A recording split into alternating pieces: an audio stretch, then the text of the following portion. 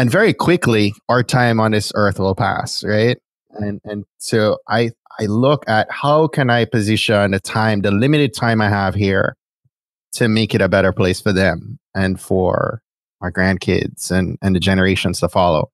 Been very caught up in ancestry myself and putting together my own story. And I wish I could hear a conversation like we're having right now.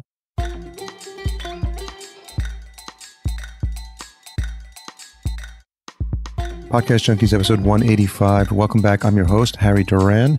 If this is your first podcast episode ever, that would be amazing if this was the first show you ever listened to.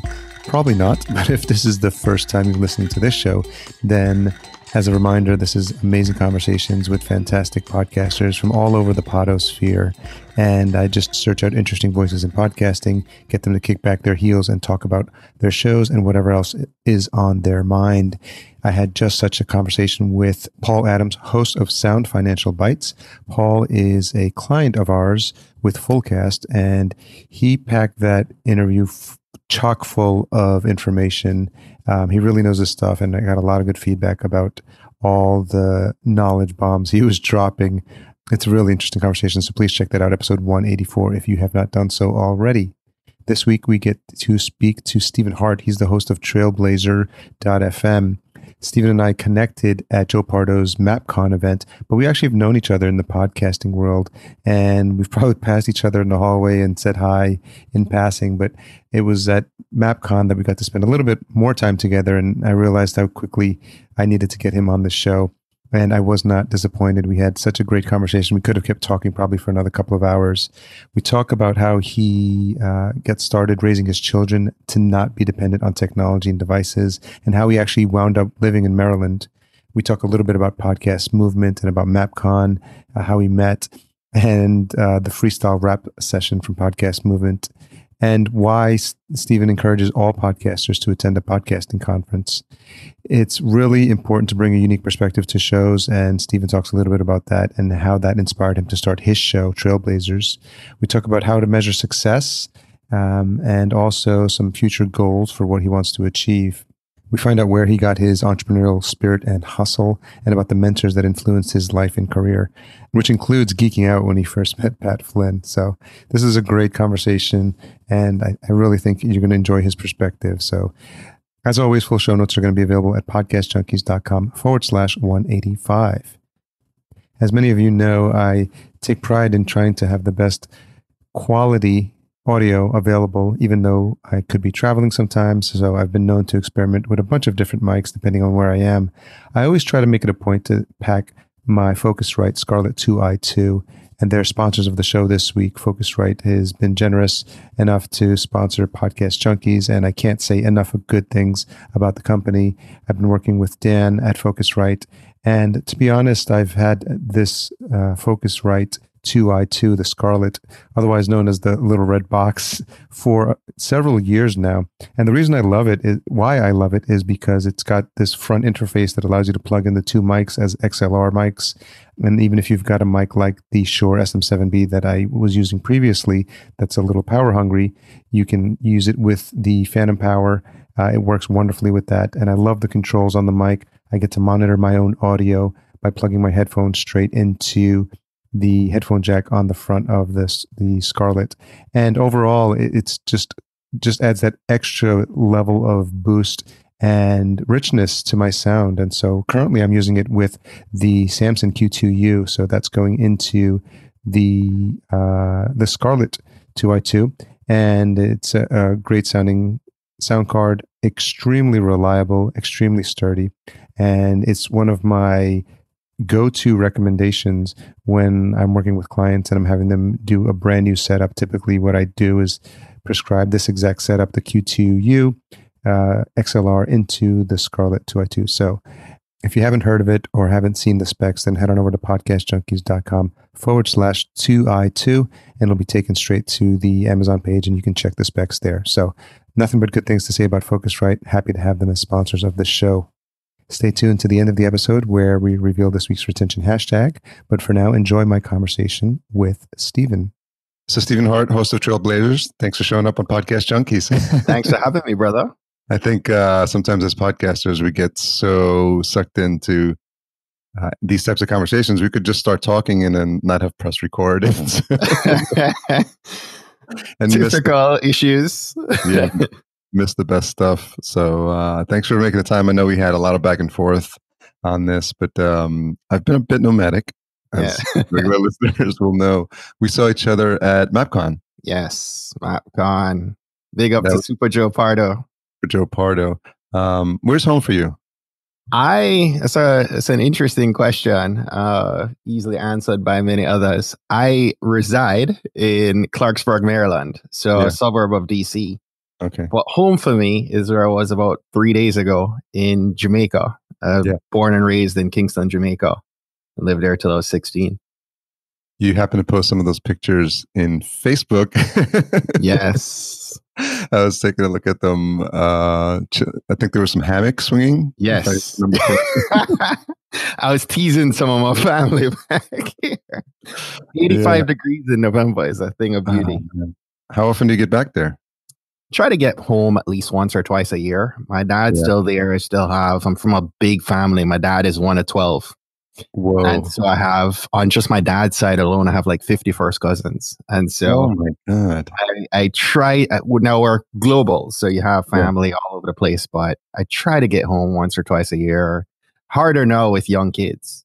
Yeah. So do you have one of those family reunions where everyone wears the same t-shirt? Oh my gosh. We need one.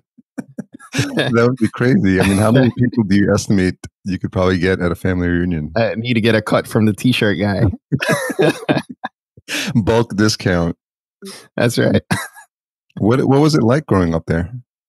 Growing up in Jamaica was awesome, man. You know, we were talking about this weekend. Jamaica has become, unfortunately, especially in Kingston, things are a little bit more violent now. But growing up in Jamaica, we didn't have cable like we have today. I remember having like 2 stations and it cut off at like 6 p.m. So what would you see, like the rainbow the rainbow bars? The rainbow bars on the TV. Come on. Cool. 6, 7 o'clock TV was out, but it forced you to always be outside and to enjoy life, right? I'd be in water. Grew up swimming. I'd be in water 7 days a week. Wow. I used to have, when I had hair, used to have like a red hairline, reddish blonde hairline from the chlorine and the water, because I was in water every single day. Yeah. How do you think that like this idea? I mean, if the TV went off at 7 p.m. right now, people would like lose their minds, right? I don't know that a lot of people wouldn't know what to do with themselves, and I think devices, right? Screens and electronics of all kind. Yeah, my kids would lose themselves. Well, it's interesting because as we get older, and people of our generation have children, you still have, because of probably where you grew up, this ability to tell a story like that. And I'm wondering how much of that you bring into how you raise or how you think about raising your kids. Yeah, absolutely. Even now, I mean, I don't have the ability in wintertime in Maryland to have them outside all the time. They're accustomed to it more than probably I would, to go out and hang with them. But I try as much as possible to force them to have time without the devices, without the tablet or the television. I'm watching my 8-year-old right now, and she gravitates away from the TV. She can function with YouTube. Oh yeah, the other two, right? So that's a whole other interesting dynamic of watching how they consume. But yeah, many times I've forced them to find things around the house to play with and to do beyond the screens and the devices, and let their mind work, right? Yeah. How actively do you parent, like control the screens? Because it's just moving one screen. If it's not the TV, it's going to be the phone and YouTube on the phone. So, but it's the kind of the same concept, right? I have 2 creative geniuses, right? My daughter she actually rocks a T-shirt that she asked for that says "Artist, Athlete, Genius." She's a lover of soccer and basketball, but also a very talented artist. And so I try to, my wife and I, we try to feed that as much as possible. And I'm a proud and very active dad in that, right? So Layla is always in soccer. 2-3 times a week, or basketball. Right now, she's in basketball season, but also plays chess. Also does coding. Also does art. So well-rounded. Yeah, and our little guy, different setup, but also fight to make sure he's much more tilted towards his superheroes and his fire trucks at 4 than and even playing in a kitchen in our loft. Many of the times just trying to get that just creative time. They create all kinds of. He's a storyteller. He'll tell you all kinds of crazy stories. And so I try to fuel that. At 4. Yeah. Oh, where does he get the stories from? Oh my gosh. Who knows? Yeah. He's a bona fide storyteller, and his stories are straight from the dome. Makes no sense sometimes, but I mean, I've heard a lot about that time from 0 to 7 where their minds are the most fertile and most creative. And as a parent, I don't have any kids, but as a parent, and it must be challenging. The idea is to let them run with their imaginations as much as possible, run with their emotions, and sort of like let them play all out, because that's the time when they're the most creative period of their life. Yeah.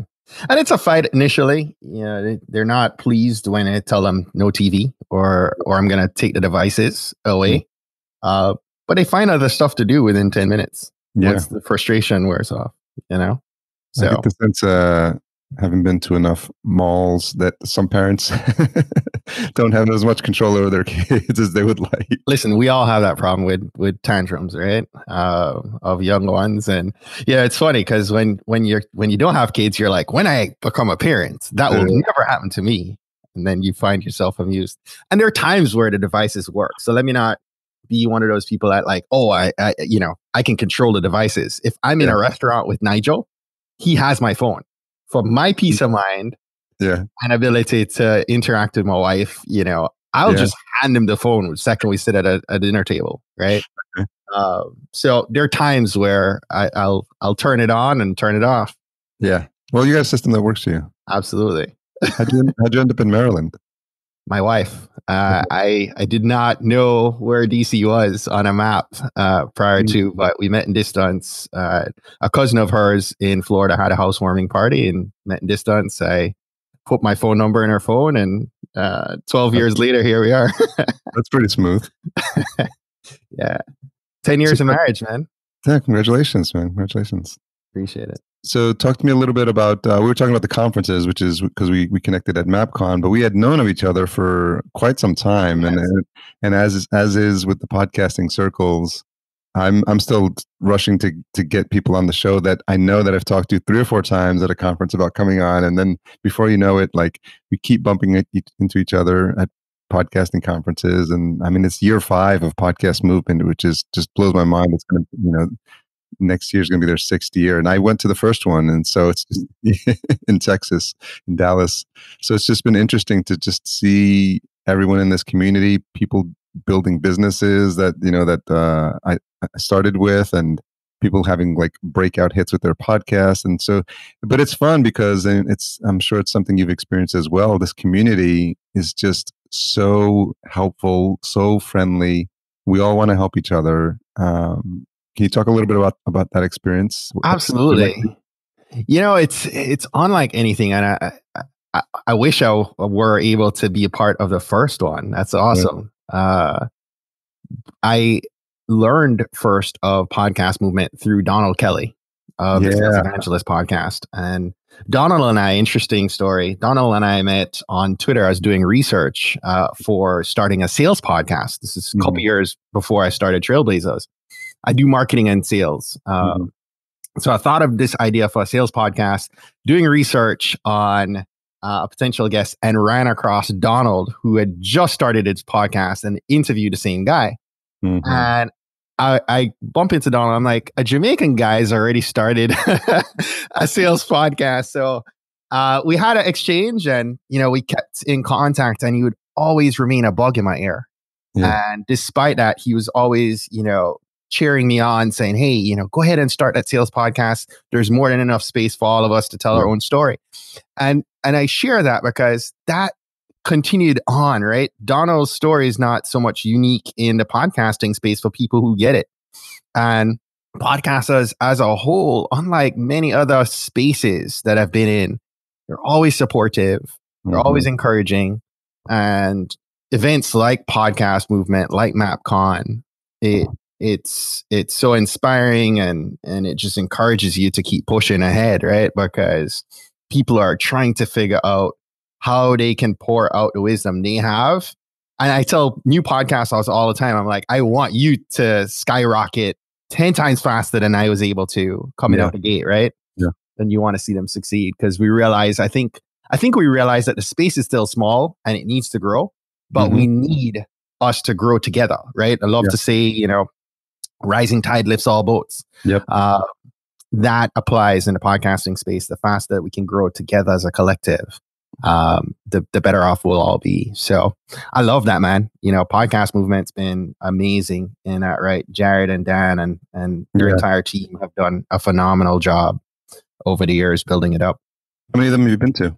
I came to the first one. My first one was the third. So it's my third year this year.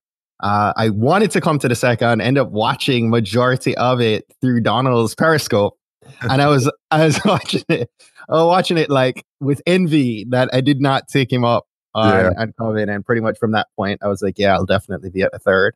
And so did Chicago, did Anaheim, and this most recent one in Philly. Yeah, I think we bumped into each other in Chicago and Anaheim, because it's so many people. It's now 2,000 people, and you're in the hallways. You're like, hey, and you're just passing each other, and you're like, oh, we gotta meet, or we gotta have a drink. And what I've learned is, if you don't do it, and if you don't try to connect in that moment, it probably won't happen, because this, like, you're gonna see another 30 people like the same way that you're like, oh, we should meet, and it's been so crazy. And then every year you get another wave of friends and new friends. And so what I want is you on the ones and twos at Podcast Movement, because man, dude, you had me dancing. So, a lot of people think, they hear I'm Jamaican and they automatically think like reggae music, right? And growing up in Kingston, we listened to 80s, 90s alternative rock, so you were playing some tunes, dude, that I was just jamming out to all night at MapCon. Loved it. So for those who weren't there, you want to give them a little taste of what went down? I don't know. If it's approved, some of that dancing is approved for radio, for podcasting.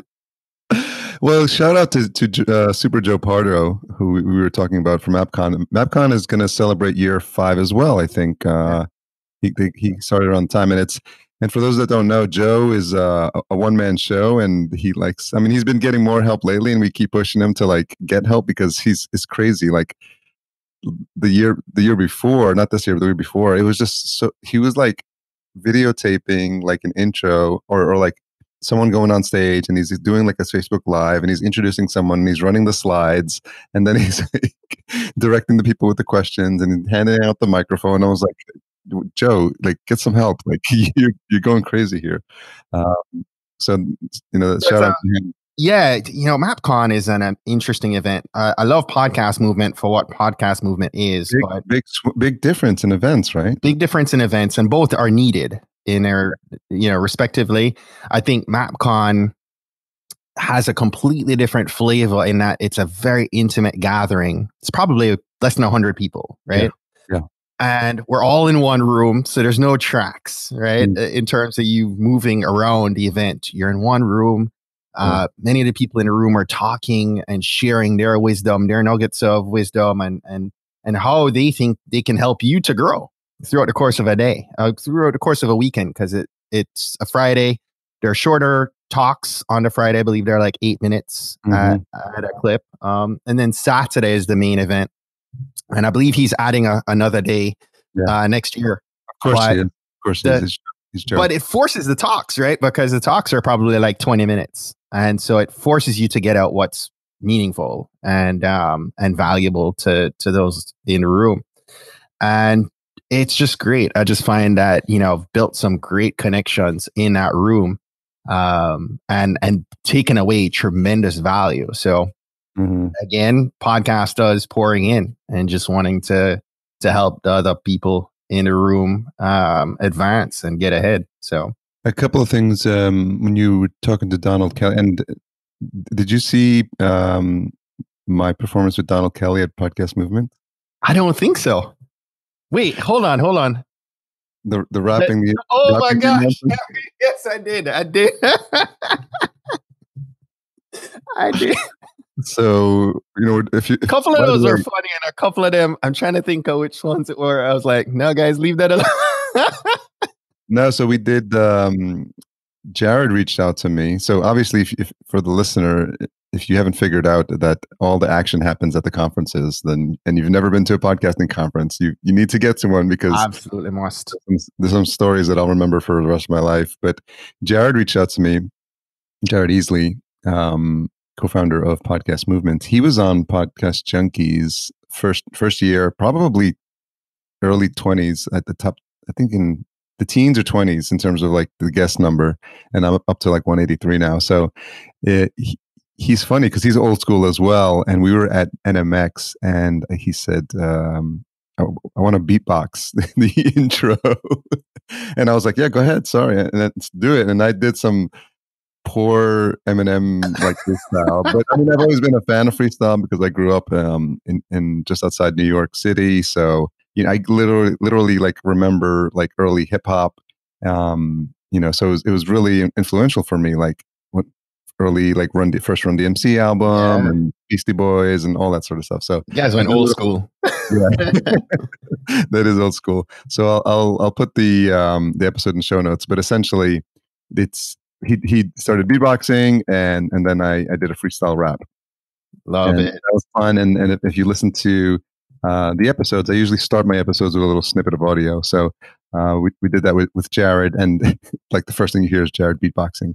So but it's interesting because at this last Podcast Movement, he's, hey Harry, he's like, Donald, when he's going to read the announcements of like, the Wi-Fi password is this, the app is this, the breakout sessions is this, and he's like, do you want a freestyle rap?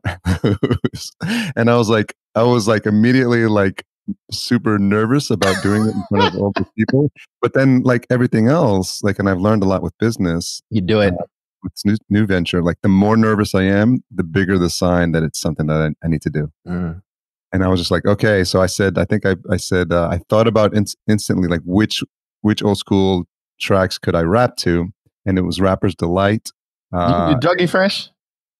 No. Which one did you do? No, I did Rapper's Delight. I did It Takes Two. Yes, It Takes Two. That's right. And The Message. Yes. Grandmaster Flash. Yes. And I was like, okay, what do I do? So I basically like thought of like some rhymes. I found the instrumental versions on YouTube. I played them on my computer, and I was like, okay, I just wrote lyrics to them, and then I wrote like 8 lines for like each one. And I knew I had to do it soon because it was so much on my plate. I was like, I got to get this off my plate. And I sent it to Jared and Donald, and they loved it. And then I'm trying to figure out, okay, when's the timing going to be? And they're like, okay, you're going to go on like right after Pat Flynn's like keynote. Oh, that's right. That's when it came. I'm like, so everyone's going to be in the audience. I was like, oh no, this is crazy. And then a lot of my friends didn't know I was going to do that. And then I show up, and I was like a bit nervous, but then obviously it goes by so quick. And I had my podcast Junkies on with my hoodie, and I had kind of zipped it down. And there was a point where I thought I was going to take it off and be like, yo, Podcast Junkies, because it's super bright yellow. But it went by so fast, and I didn't like zoned out. But it was fun. I mean, everyone was like, I didn't know you could freestyle. I had the words. I mean, full disclosure, I had the words on the screen in front of me, so I was rapping along. But I was doing it since it's front. I could still make eye contact with the audience, and so that was a blast. You and Donald's crazy, man. I tell you, every year I feel like, I don't know if it's Jared, I don't know what it is. You guys come up with the craziest ideas. Always. Yeah, they always try to each other. And I guess we were a perfect combo because we both have no problem being silly. So Definitely, Donald. But listen, anyone listening who's a podcaster who's not been to Podcast Movement, you absolutely need to get there. Great event. Absolutely, or any like pick one, or pick so many local ones. There was absolutely. just you go to DC Podfest? DC Podfest. I was actually in San Diego for work, so I missed out on DC Podfest this year. Shout out to Jennifer Crawford. She's doing a Yes. great thing. I've been meaning to get there because I just like supporting all of them. And when I heard, that's why we talked a little bit about Podfest. I'm going to Podfest in March. That's Chris Krimitsos and yes. John Dennis. Yeah, they're great guys as well. They're coming up on 5, so it's just interesting because you can see like the journey of this independent podcaster movement has been, about 5 years running. And I love the support between the different podcast conferences too, because Chris was at MapCon and I saw Joe at Podcast Movement. Yes. And so there's support between them, which is awesome as well. Yeah, it's something you alluded to earlier, this idea of rising tide, right? Yes. We all try to help each other. Yes, absolutely. So something important you said with Donald was this idea of Donald having a sales and marketing podcast and being Jamaican, and then you're like, whoa, that's super niche, right? You're like, there can't be anyone doing this. And when you find out someone is, you get a little worried. And I think, I started a podcast about podcasting.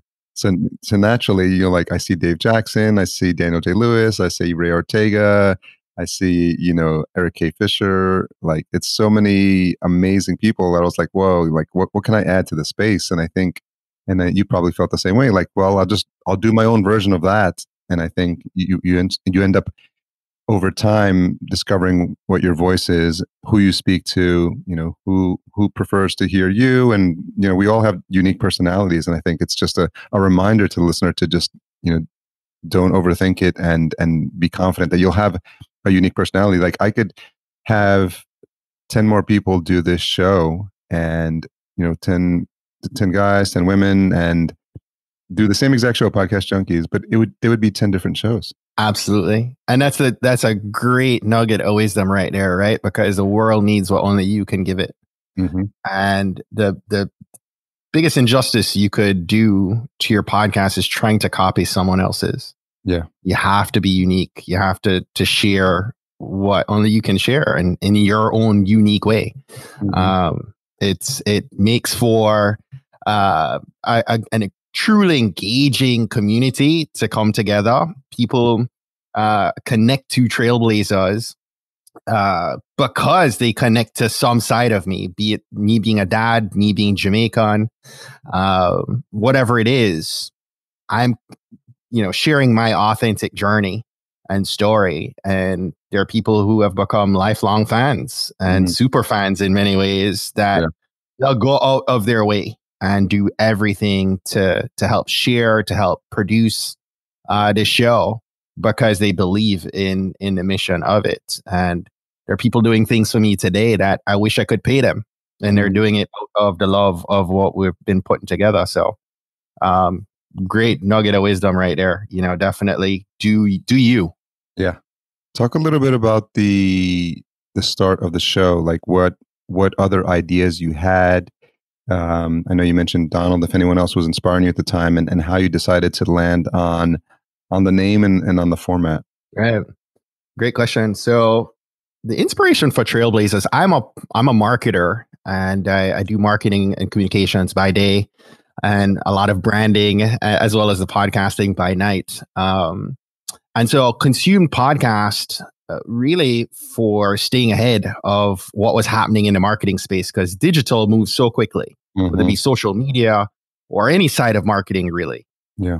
And so I consumed content through podcasting, really kind of figuring out what was happening, where the puck was moving, and always had this desire to start a podcast. Looked at the sales side, but even after the Donald piece, I wasn't quite sure what I wanted to do. But as I've shared earlier in the episode, I have 2 young kids, and my daughter was maybe about 4. And I was looking around at the journey of many of my friends who had, I'm now 41 years old. So I have friends who are out of, in a career 15, 20 years, and in some cases more. And they're now hitting that sweet spot where they're achieving quite a bit. And I was looking around at other families that have kids at our daycare, as well as friends of mine. And I'm looking at them truly accomplishing greatness in their own way. And yet I was looking in the media, and the tale that I was seeing, told about Black professionals in particular, didn't align with what I was seeing right? In my own journey. And I think being a dad of this young 4-year-old, right? Kids grow so quickly. And I immediately had this vibe, Harry, where I was like, in 10 years from now, this 4-year-old is going to be 14 and she's going to be looking at, quote unquote role models, right? And the media would tell her that she can become an athlete, a musician, or celebrity, or nothing. Yeah. And yet I'm seeing all these amazing women and men, and that's kind of where that light bulb moment for Trailblazers came about. I thought in my head of Trailblazers, and it was one of the names that came to me. And I'm an entrepreneur at the core, so I always have a million ideas, and I'd never share them with my wife until I get all the way down the road. So I'd already had, the podcast in place, and finally got up to saying, hey, this is going to happen. Mm-hmm. And her immediate thing was, what do you think of the name Trailblazers? And I was like, done, because it was already like set. Oh, that's good. And so, as a brand guy, at the time, it's funny, at the time, the only podcast with the name Trailblazers in it was the Portland Trailblazers, the NBA team. And the moment I got through the logo, another podcast had launched, the Minority Trailblazers podcast. Of course. And then Walter Isaacson Waddell launched, a Trailblazers podcast. And there are like 6 podcasts now with Trailblazers in the name. Yeah.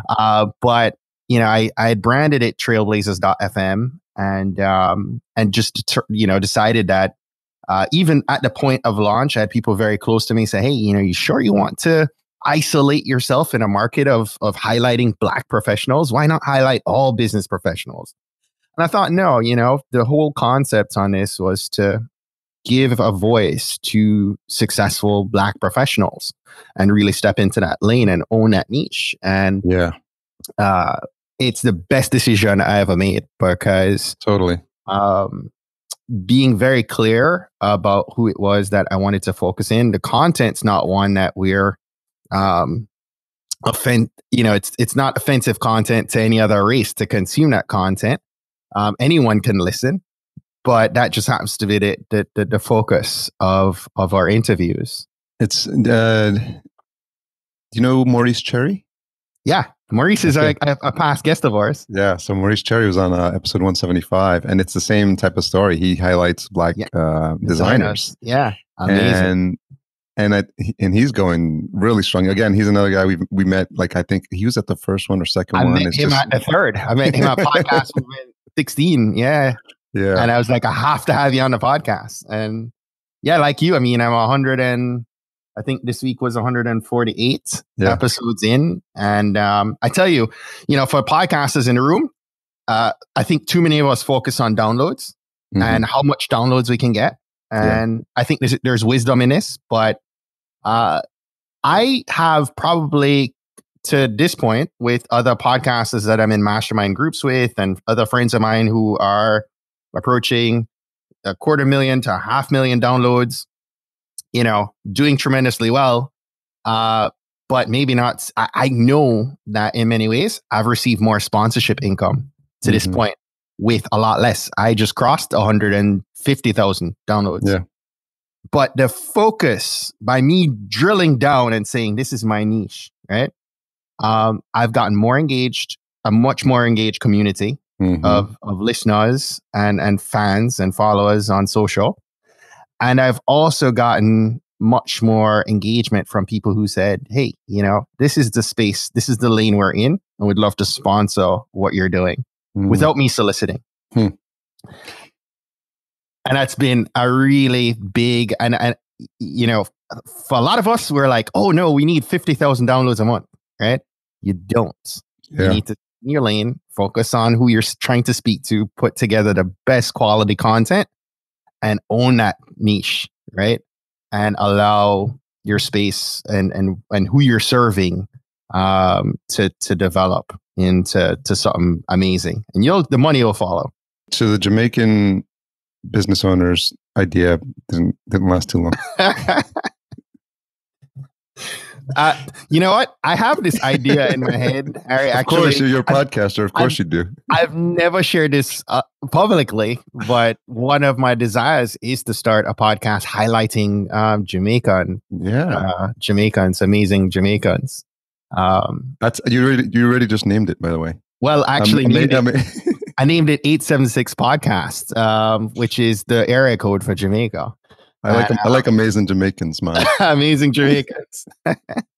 And yeah, you got that's the one you get to have fun with and just totally like relax. But this idea of dialing in and speaking to your core audience, I mean, I agree. I mean, I'm roughly around the same numbers, and I really don't even look at my apologies. I think we've got a fire engine going by somewhere here.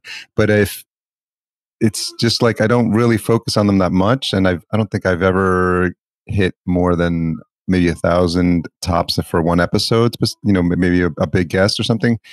But my audience is so like niche, and it's like my family, and it's my way of connecting and staying connected to the podcasting world at this point. Like it's an amazing vehicle for me. I've learned so much because of what I've learned with these 180 plus interviews since 2014 is like what makes a successful show. And that really helped me when I built my company Fullcast. Mm-hmm. And now it's just this platform, and it's tied into this mission that I have of helping 1 million people find their voice. Love that, man. And so like, it's been so great. And if I trace it back, I can almost make the connection to DJing, because when I was DJing, I just wanted people to be able to express themselves, right?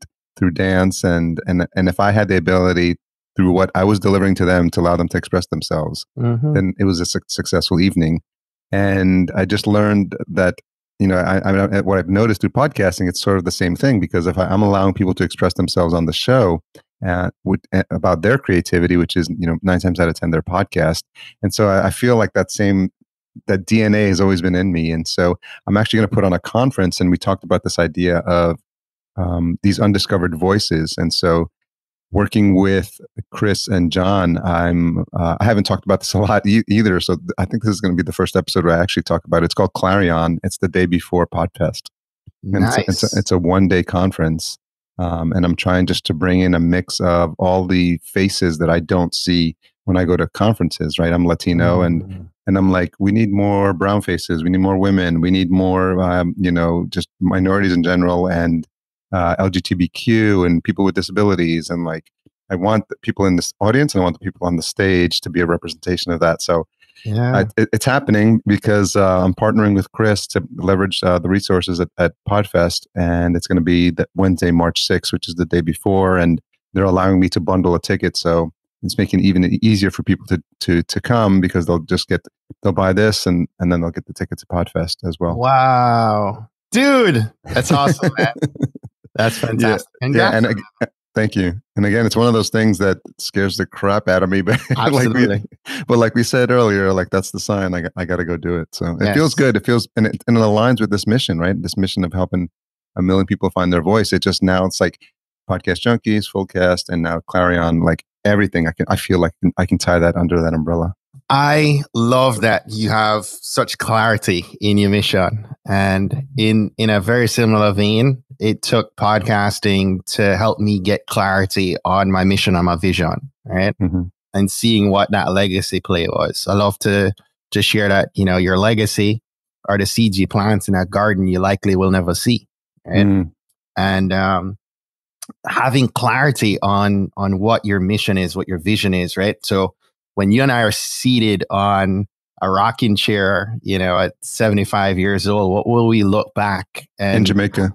In Jamaica, right? In the grill, overlooking the cliffs. Yeah.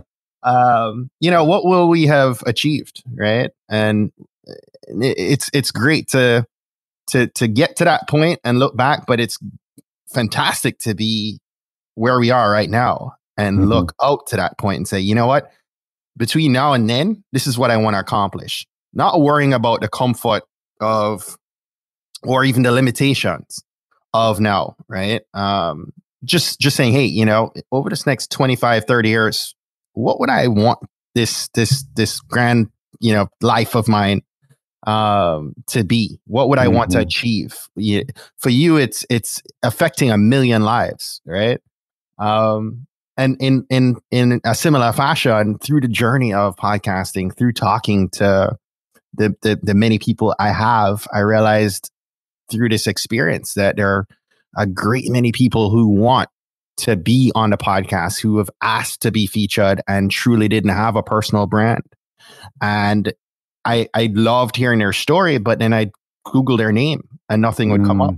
Wow. And I realized through podcast, this space and my talent as a brand strategist, that there was an opportunity for me to help, people in that way.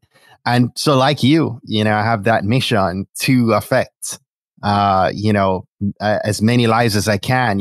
My goal is over the next 5 years to help 10,000 people build an amazing personal brand and an impressive digital footprint. And so it's amazing how, this journey has kind of helped us gain clarity on our mission forward and being able to push into that, comfort zone where you're comfortable being uncomfortable.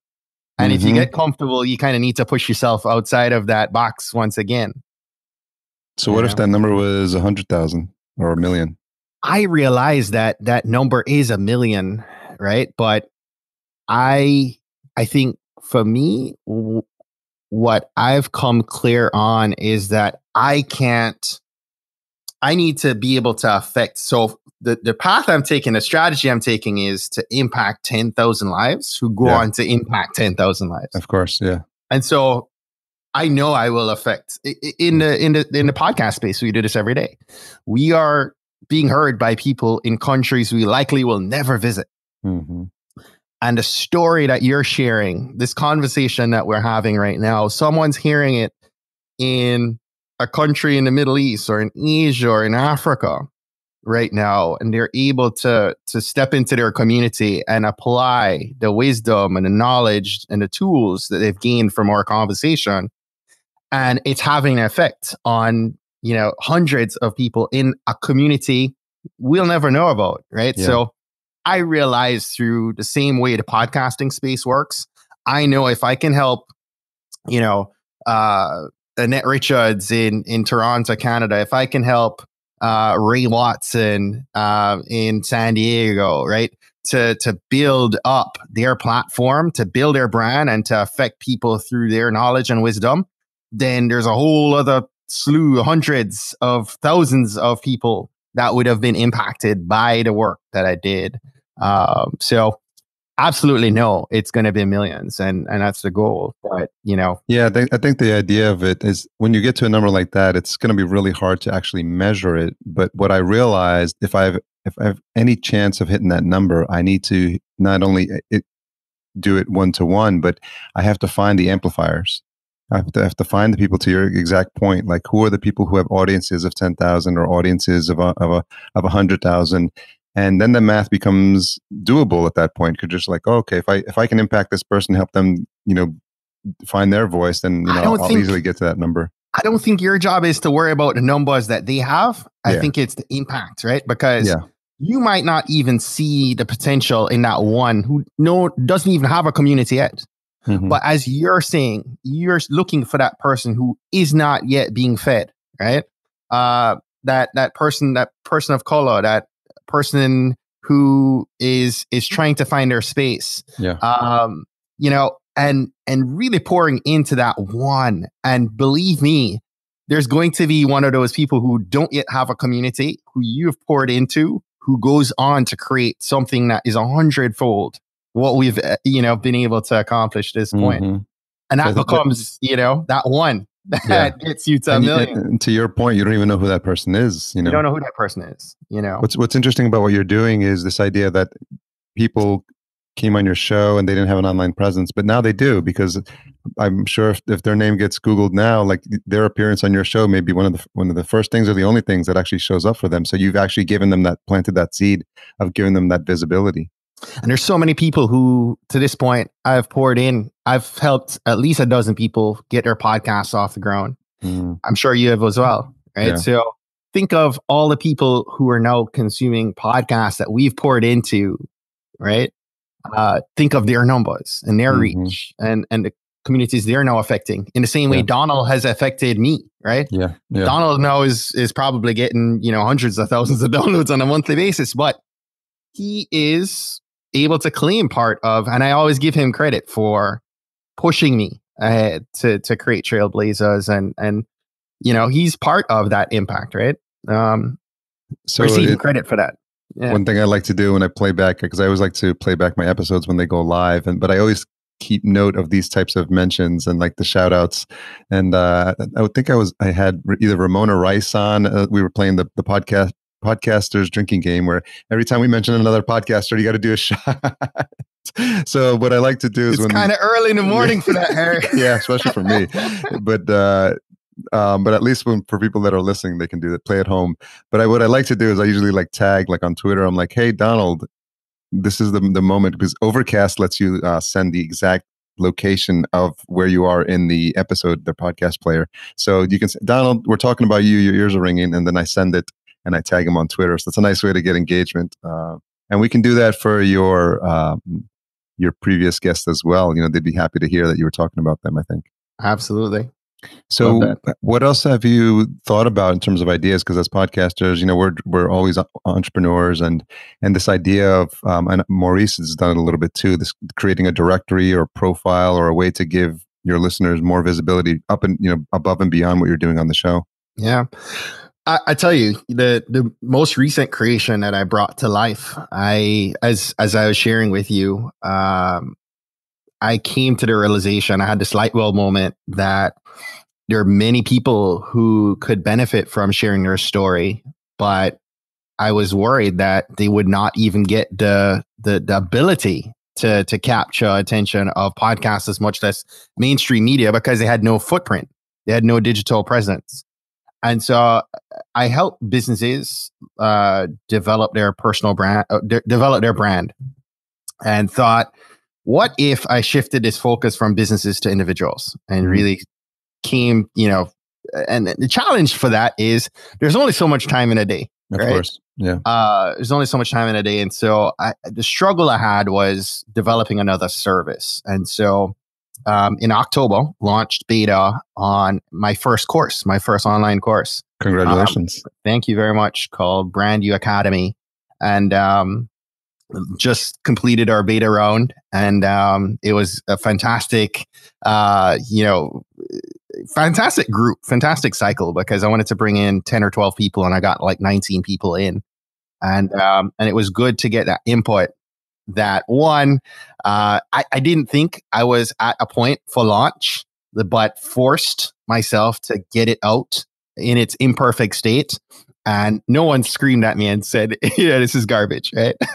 So lesson in that for those listening is, don't wait until everything is perfect. Many parts of the course were parts of speeches I delivered back in 2016. Right. So I sat on wisdom for 2+ years. Right. So maybe waited too long. But, I think it's probably 60 or 70% of where I want it. But I put it out there, and understanding now and having the confirmation that my 60% are some other people's 100%. And they found a value in it. So I created this, and I'm watching, people who I know are launching books next year and putting together their own product and offerings, and seeing them get tremendous value from it, is so rewarding to me, because I'm creating the future trailblazers, right? I'm helping people to blaze their trail by making sure that their personal brand is intact. So that was really pleasing to me. One thing that's important that I learned when I've had a coach probably for the past 3.5 years, a business coach, and it's this idea of taking imperfect action, and perfect being the enemy of done. Like we, especially if you're in the branding space, I imagine you're a bit OCD with some of these visuals. I used to collect fonts when I was like back in the PC days, and I could literally look at a sentence on the screen and I could tell you if it has 2 extra spaces in between. I don't know how my eye catches that sort of stuff, but yeah, just so I've always been a fan of design. I've never like formally like studied it. I've taken classes in design and graphic design, but so I'm a student of that, but I think we have to be careful with that, because for our own stuff, we can make sure it's like pixel perfect. But for things like launching ideas and getting stuff out there as an entrepreneur, I talk about this a lot, but we have to be comfortable with the idea of failing. And they could be small failures or big failures, but we learn very quickly how to get up, dust ourselves off, and just try the next thing, try the next thing, try the next thing, because everyone knows all the quote unquote success stories didn't necessarily start that way. I mean, Twitter started as ODO, and it was like a side project to do this little like messaging service, which blew up. So you never know, but you have to be comfortable like trying a bunch of different things until you find something that works. Absolutely, man. Couldn't have said it better. There's many days I worked well through the night. I joke with people and tell them, I woke up at like 2:30. Don't know when I fell asleep. Woke up, hid in my laptop, and just kept going. And that's it. It's impossible. It's a lot. It makes no sense to think that it was a good idea that this beta would go live in October. There was just so much happening in my life, and I had no time left. I work a full-time job. I have this podcast. I have a young family. I have services, and to think that I could create a course just made no sense. But push through that impossible thought, and saw it come to life.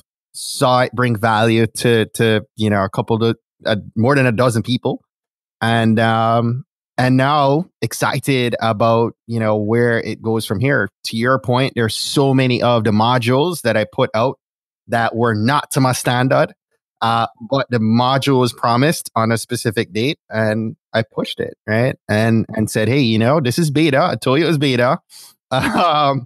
Tell me what worked and what didn't, and then continued to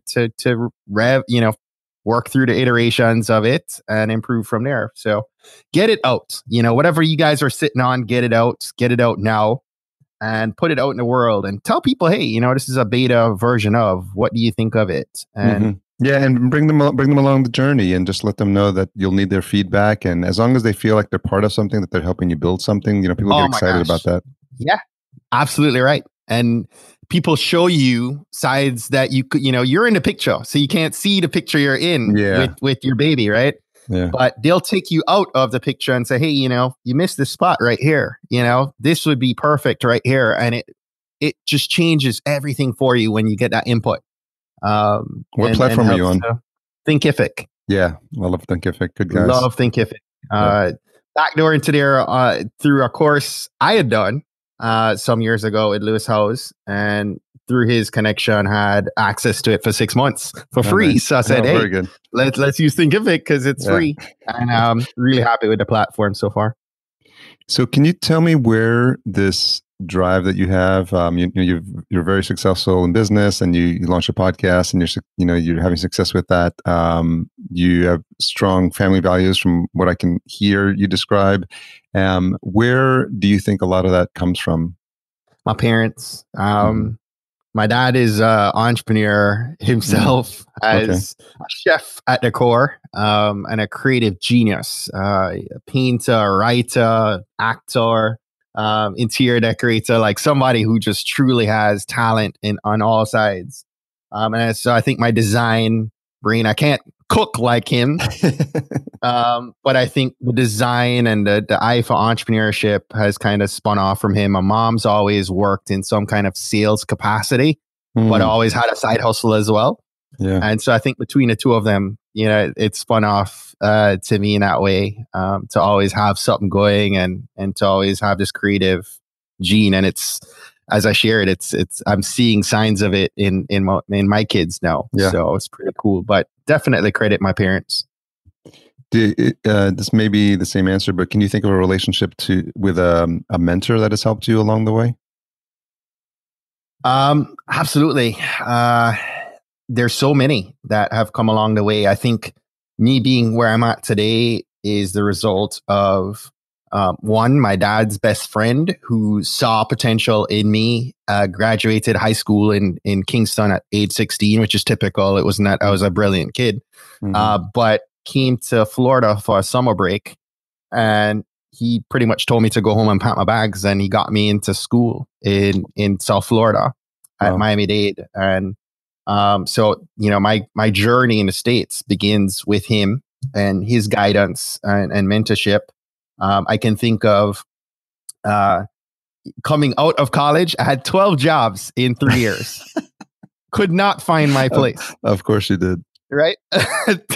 Entrepreneur's journey began right there. And I met this guy called Jerry Dinas, 4 years in, out of college, who helped to stabilize helped me to anchor myself in the mortgage industry. And there are many things he taught me that have carried forward to this day. Donald, we've shared Donald's story. Take another shot right here. And the benefit of having other podcasters, Tiffany Sutherland, Rich Jones of Paychecks and Balances, Kwame Christian, Negotiate Anything. The four of us are in a mastermind together. Amy Joshua, who you might know from MapCon. These are all friends, but who in their own right provide mentorship to me on a daily basis through WhatsApp and through the different messaging services, and sometimes end up right here in the basement of the Hard House, and have helped me get ahead in this journey. So lots of people, I think sometimes we think we have to have a formal relationship with people. Yeah. To be mentored by them. And I have a lot of digital mentors, right? Relationships that some of them we talk directly, and some of them they have no idea that they mentor me just through their work, right? Through their content. Through their content. Pat Flynn's one of those people who have followed his journey. Lewis Howes from 2010, right? Yeah. And before. So I was just in Australia, in Brisbane, for We Are podcast. Ronsley Vaz invited me to speak there, and it was an amazing experience because I talked about it a little bit on the show. But it's like a MapCon conference, and Ronsley runs an agency, so he has a team. He had like 10 people helping him. So the anti Joe Pardo, because he actually had someone to help him with all this stuff. So he does as a passion project. But he organized a speakers retreat after in the Gold Coast. And it was me, it was Dave Jackson, it was Pat Flynn, it was Jordan Harbinger, and Laura Peterson, Allison Melody was there, and we were just hanging out in this house, and just Omar Zenhoff from $100 MBA was there, and it was just a nice time, and it was just a bit surreal for me because when I went to New Media Expo, I saw Pat Flynn speak about podcasting, so. It was weird. We were just hanging out in the house playing like board games, and they had a magician come in and do stuff for us. It was cool. I don't think I can ever recover from how I geeked out at Pat when we first met. Oh, yeah.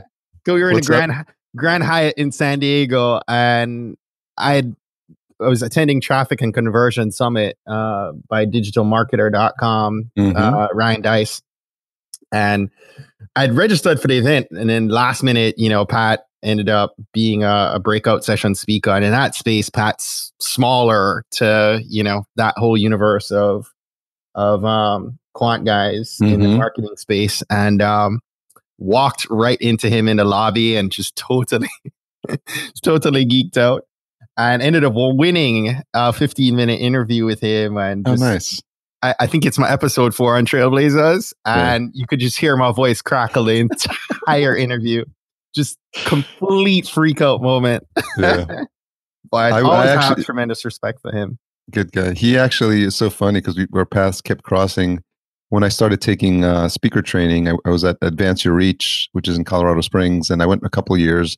And then when I made it to the contest, they had like an American Idol style contest for your speech, and they went from 40 people to 12. And so I made the first round. And so I got to go on the stage, and Pat Flynn was there, happened to be there that year as a judge. So he judged my talk, and I was, again, super nervous up there.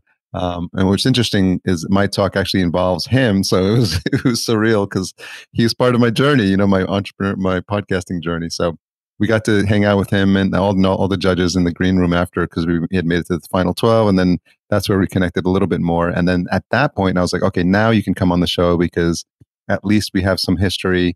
And that's the nature of this show. Like, I really want I get a lot of cold outreach for people being on the show to talk about like how good they are at sales and marketing. I'm like, that's not what the show's about. Right. Yeah. And if it's for the people who know, and I just, as you imagine, go to enough conferences to get enough people to invite. You mentioned Rich. I reminded again.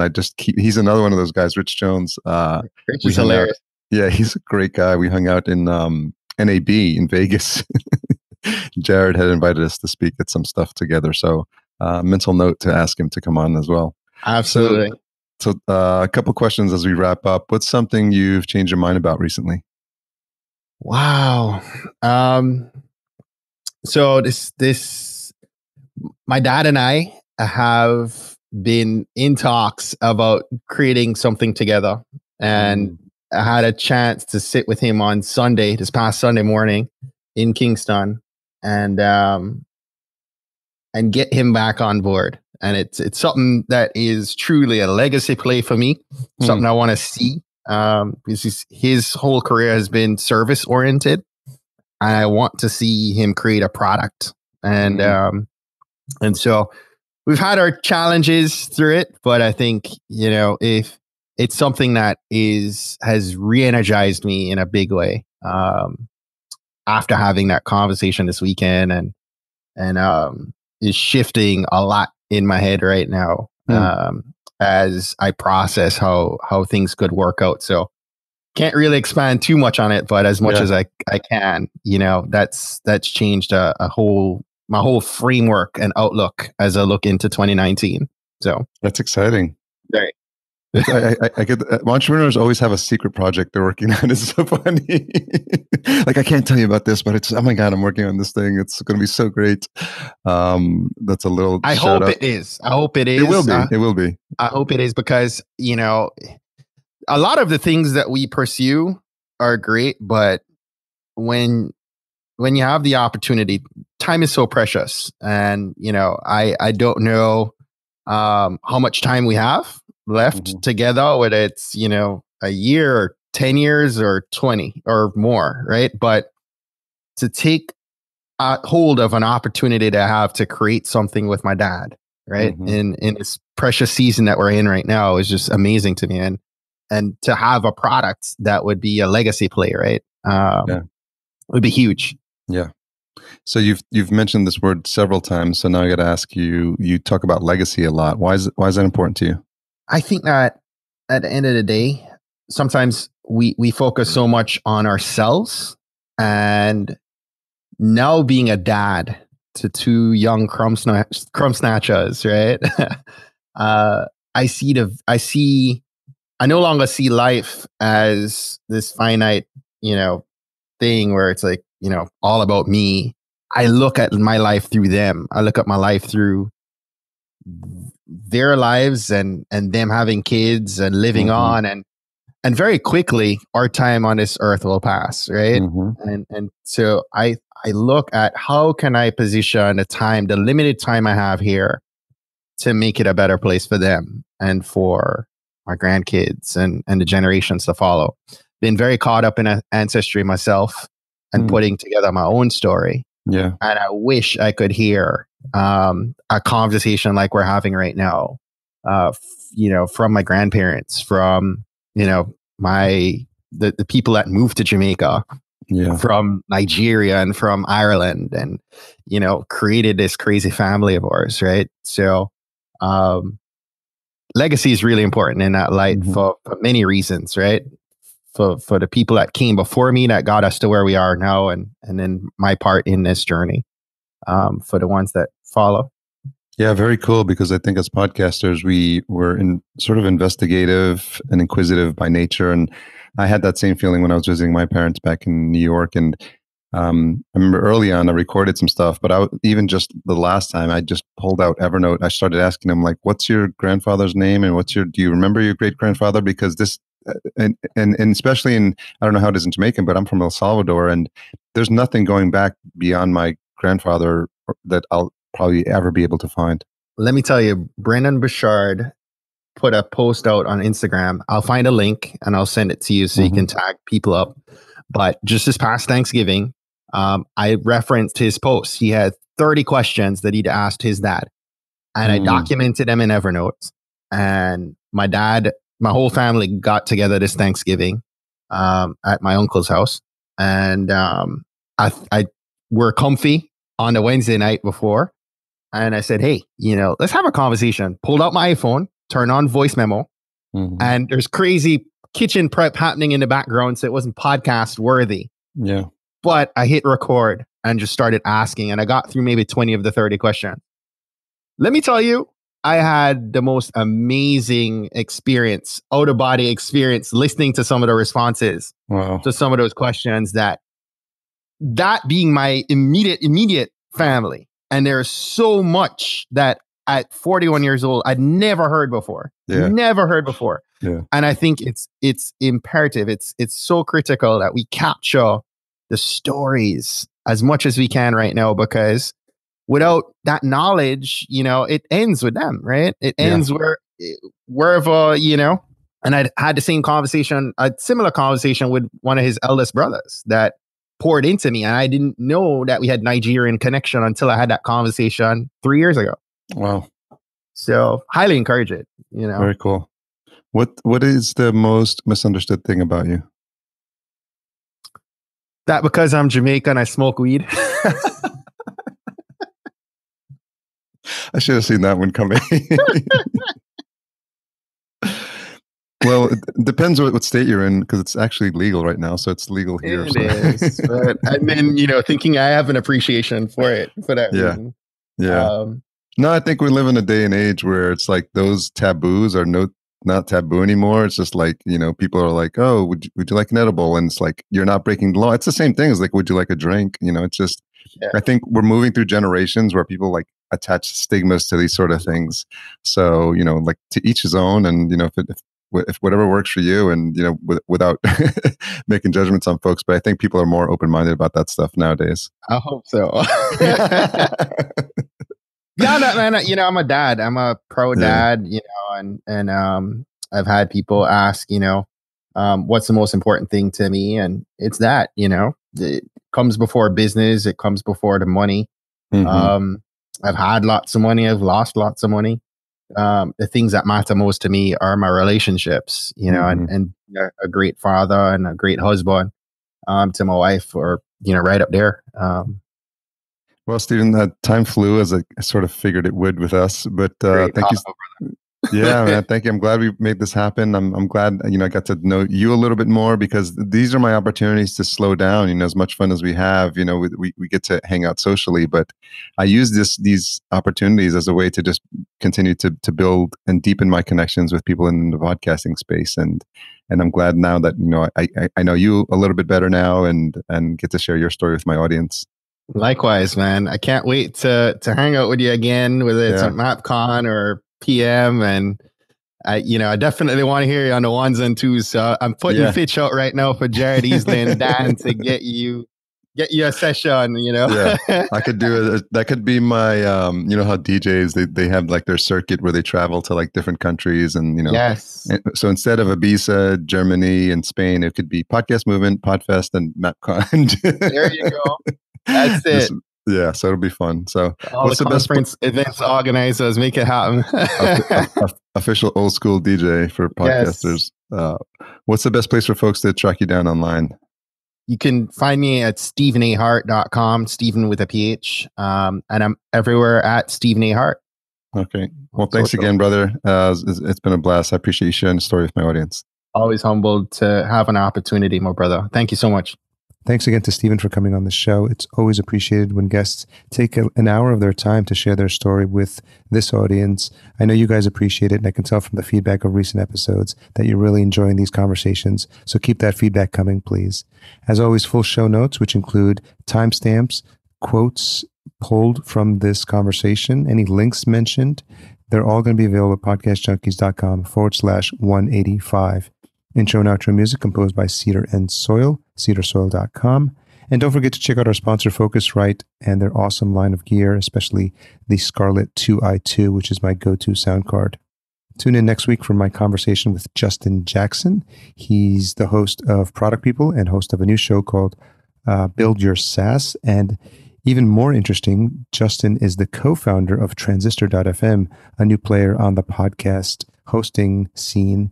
And we had a really long conversation because there was a lot of questions I had. I've been fascinated with everything they've been doing. I actually binged that whole series of Build Your SaaS, and we really geek out on a lot of amazing stuff. So don't forget to tune into that episode next week. If you made it this far, you're hanging out for the retention hashtag. It's going to be Trailblazing Stephen, and Stephen is spelled Stephen. So Trailblazing Stephen, one word. And you can tag myself at podcast_junkies and Stephen at TBpod for Trailblazers. So that's TBPOD. That's his Twitter handle. Thanks again for all you do to support the show. Please spread the word far and wide for anyone who's a fellow podcast junkie, and have a fantastic day.